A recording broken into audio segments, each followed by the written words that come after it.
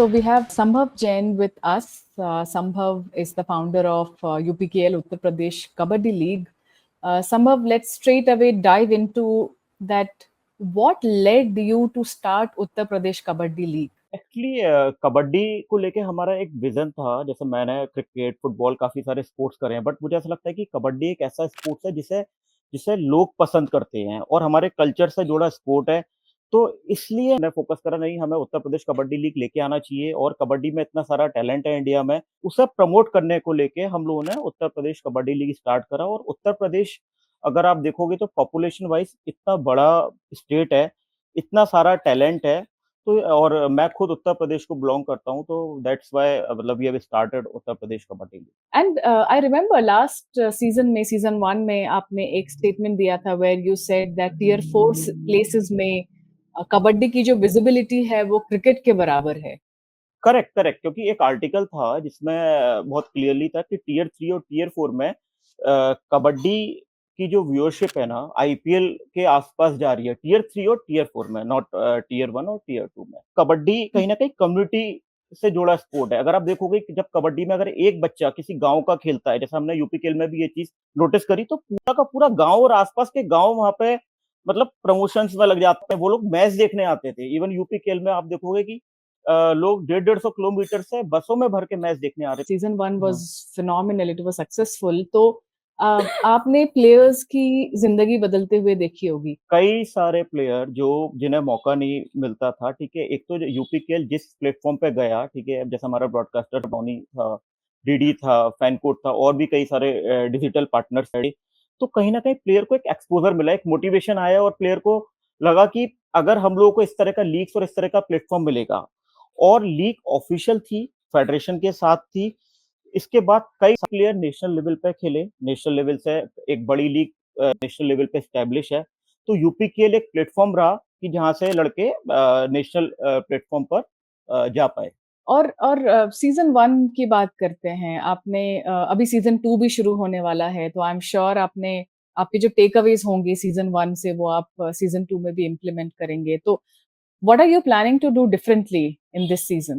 Actually for season 2 हम लोग ना ग्लोबल मीडिया सिंडिकेशन पे जा रहे हैं। जैसे अभी Uttar Pradesh kabaddi league Indian broadcasters के साथ था, but now we are going to the global media syndication and we are getting broadcasters from USA, Australia, Hong Kong. तो उससे हमें फ़ायदा क्या होगा, क्योंकि हम लोग चाहते हैं कि कबड्डी को ग्लोबल लेके जाना पड़ेगा, तभी कबड्डी की ग्रोथ है। आज से 5 साल बाद, 7 साल बाद, 10 साल बाद कबड्डी को क्रिकेट के आस-पास पहुँचाया जाए, क्योंकि कबड्डी एक ऐसा स्पोर्ट्स है जो हमारे पब्लिक की इमोशंस के साथ कनेक्टेड है और कहीं न कहीं अपनी मिट्टी से जुड़ा स्पोर्ट है। तो हम चाहते हैं कि इस स्पोर्ट्स को ग्लोबल लेके जाया जाए, इसलिए हम लोग इस बार इसमें कई सारे ब्रॉडकास्टर्स ऐड कर रहे हैं। कई सारे आपको बॉलीवुड के सेलिब्रिटीज़ भी इस बार देखने को मिलेंगे। कई सारी अच्छी एजेंसीज़, अच्छे पार्टनर्स हम लोग ऑन बोर्ड कर रहे हैं, ग्लोबल टाई अप्स कर रहे हैं। तो ये सीज़न की प्लानिंग है, तैयारियाँ हैं। हाँ, मतलब हम लोग यूपीकेएल को ना रीजनल लीग की तरह नहीं देख रहे हैं। मतलब जिस तरह से आप देखोगे कि यूपीकेएल ने सीज़न 1 में व्यूअरशिप हासिल करी। डिजिटल पे हमारे नंबर्स 300 मिलियन थे, टीवी पे हमारे नंबर्स 30 मिलियन थे, जो हमें बाग से डेटा मिला। और लीग का जो मीडिया वैल्यूएशन गया है, वो 100 सीआर से प्लस गया है। तो आप ऐसे देख सकते हो कि मतलब जिस तरह से लीग का ग्रोथ हो रहा है, तो हम इसे बहुत बड़े स्केल पे इस लीग को देख रहे हैं। तो हम लोग उसी ट्रैक पे जा रहे हैं। यही हमारा ये मोटिव है कि इसे कमर्शियली भी प्रॉपर्टी को सही तरीके से बिल्ड करा जाए और पूरी दुनिया में एक मैसेज दिया जाए कि कबड्डी में बहुत पोटेंशियल है और बहुत अग्रेसिव गेम है, कॉन्टैक्ट स्पोर्ट्स है। तो फॉरेन की भी कई सारे कंपनीज़ है जो हमारे साथ हाथ बढ़ा रहे हैं पार्टनरशिप्स के लिए। आपके जो सारी टीम्स हैं, those are various cities of Uttar Pradesh, है ना? तो जो प्लेयर कॉम्पोजिशन है और प्लेयर की जो स्काउटिंग है, उसका क्या प्रोसेस होता है? Do you work with other partners grass root level पे, या फिर आप खुद ग्रास रूट लेवल पे काम कर रहे हैं इंफ्रास्ट्रक्चर एंड प्लेयर डेवलपमेंट के लिए? देखिए, this league is officially sanctioned by Uttar Pradesh kabaddi federation. तो फेडरेशन हुँ, पूरे साल उनके हुँ, डिस्ट्रिक्ट के हुँ, टूर्नामेंट्स होते हैं। तो फेडरेशन हमें एक एक ऑक्शन के लिए एक अपना टैलेंट निकाल के देता है, जिसमें से हमारे कुछ पैरामीटर्स हैं। कुछ प्लेयर्स जो नेशनल खेलते आ रहे हैं, सीनियर नेशनल, जूनियर नेशनल, कुछ हम लोगों ने यंग कोटा रखा हुआ है, ठीक है? तो ये पूरा हमारा फेडरेशन के साथ टाई अप रहता है। क्योंकि फेडरेशन पूरे साल उनका स्काउटिंग करता है। और इस साल हम लोग कुछ गेस्ट प्लेयर लाने का भी प्लान कर रहे हैं, कुछ रिनाउंड बड़े गेस्ट प्लेयर हो सकता है आपको उत्तर प्रदेश कबड्डी लीग में देखने को मिले। टीम का एक कंपोजिशन बनाया जाता है कि 3 player one of the renowned kabaddi league से रहेंगे, 3 प्लेयर सीनियर नेशनल से रहेंगे, 3 प्लेयर जूनियर नेशनल से रहेंगे। उसके बाद टैलेंट कोटा हम लोग लेके आ रहे हैं और अब की बार कुछ उत्तर प्रदेश के बाहर के गेस्ट प्लेयर ऐड करने की कोशिश कर रहे हैं। जिससे कि आज अगर हुँ। महाराष्ट्र से कोई प्लेयर आता है, हरियाणा से कोई प्लेयर आता है, तो वहाँ के लोगों का भी एम्पैथी हमारे साथ आएगा। वहाँ से भी हमारी व्यूअरशिप आएगी और यूपी के प्लेयरों को थोड़ा कॉम्पिटिशन करने में भी बेटर रहेगा और टैलेंट एक्सपोज़ करने का बेहतर मौका मिलेगा। संभव एक क्वेश्चन है मेरा out of curiosity that league तो काफ़ी अच्छा चल रहा है, सेकंड सीज़न भी काफ़ी अच्छा होगा। Any plan of having the women's players इस टीम? बार हम लोग उत्तर प्रदेश कबड्डी लीग में ना एक वुमेन्स मैच ऐड कर रहे हैं। एक मैसेज देना चाहते हैं कि उत्तर प्रदेश कबड्डी लीग अगले साल से सीज़न 3 से वुमेन्स लीग भी लॉन्च करेगा। एक और सेम ओनर्स के साथ ये टाई अप्स करे जाएँगे। जैसा आप देखते हो कि आईपीएल में एक टीम मेंस की और एक टीम वुमेन्स की है। वो हम सीज़न 3 से करेंगे। इस साल हम लोग एक एग्ज़िबिशन मैच प्लान कर रहे हैं। एक मैसेज देना चाहते हैं, एक एक इनिशियल स्टार्ट करना चाहते हैं। ये तो बहुत ही अच्छी बात है। क्योंकि मुझे मालूम है टियर 3, टियर 4 प्लेसेस में बहुत लड़कियाँ कबड्डी खेलती हैं, काफ़ी एक्टिवली कबड्डी खेलती हैं। उनको एक प्लेटफ़ॉर्म नहीं मिल पाता है अनफॉर्च्यूनेटली। बिल्कुल, हम लोग का पूरा प्लान है इस चीज़ पे काम करने का और वुमेन्स लीग भी जो हम प्लान कर रहे हैं, वो हम इसी स्टैंडर्ड पर ही उसे करेंगे। मतलब उसमें कहीं भी ऐसा आपको देखने को नहीं मिलेगा कि मेल लीग है तो उसे बहुत बड़े स्केल पे करा, तो मतलब सिमिलर स्केल रहेगा। अगर हम लोग 3rd सीज़न से we are planning to conduct women's league also. हुँ।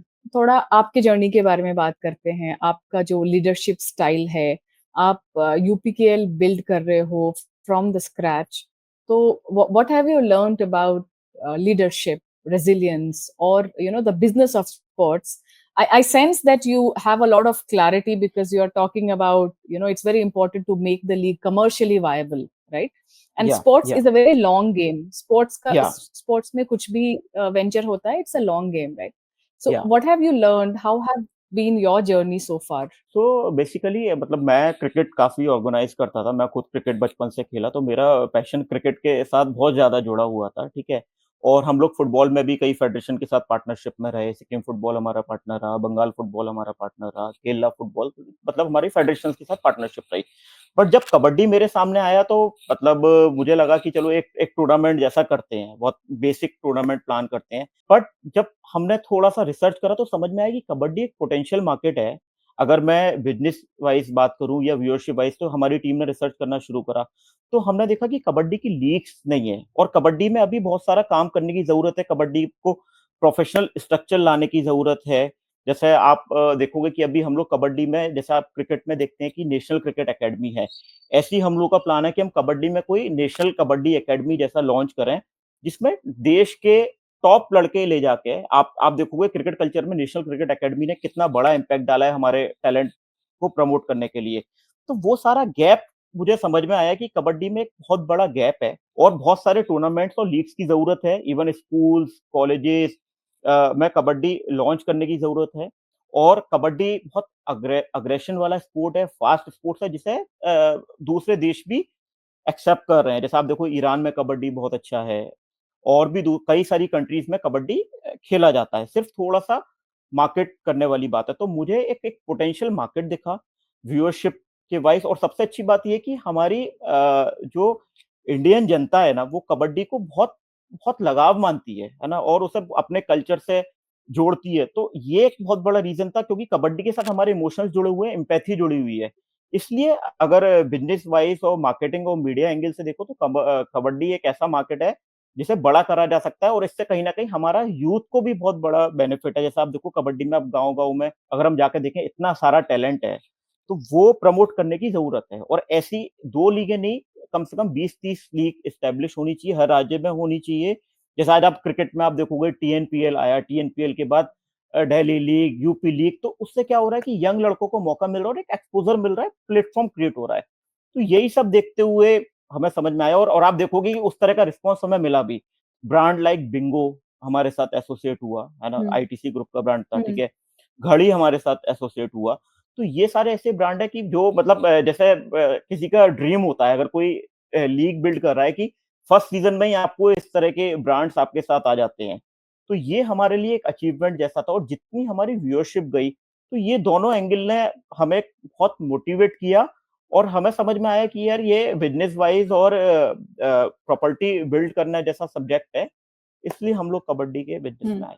हाँ, एक्चुअली जब मैंने देखा घड़ी डिटर्जेंट एंड हम सभी लोग बड़े हुए हैं घड़ी डिटर्जेंट के एड्स देखते करेक्ट, हुए दूरदर्शन पे। हाँ। तो अभी जो भी फैन्स आपका ये इंटरव्यू देखेंगे उनके लिए आप क्या संदेश देना चाहेंगे? देखो, अगर मैं आपको यूपीकेएल सीज़न 1 के बारे में आप कुछ बताना चाहता हूँ। हम लोगों ने कोई बहुत ज़्यादा क्योंकि समय कम था, बहुत जल्दी-जल्दी चीज़ें हो पाई थी, तो बहुत ज़्यादा हम लोग आउटडोर अपनी ब्रांडिंग नहीं कर पाए थे। बट उसके बाद भी यूपीकेएल में स्टेडियम फुल थे।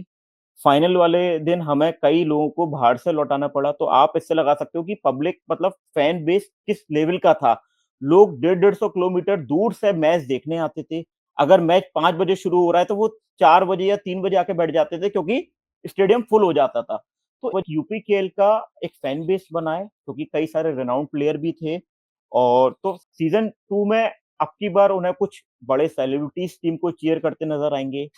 कुछ बड़े team owners, celebrities team owner नज़र आएँगे और कुछ और अच्छे फेस्टिवल जैसा हम लोग चीज़ें प्लान कर रहे हैं, कुछ बड़ी ओपनिंग सेरेमनी प्लान कर रहे हैं। तो फैन्स के लिए यही है कि आप लोग ज़्यादा से ज़्यादा आओ, अब की बार जैसा आपने पहले सपोर्ट करा था और ज़्यादा संख्या में आके प्लेयर्स का मनोबल बढ़ाएँ। थैंक यू संभव हमारे साथ बातचीत करने के लिए और ऑल द बेस्ट सीज़न 2 के लिए। We all are looking forward to it yeah, and I am sure it yeah, will be a resounding success. Yeah, thank you so much.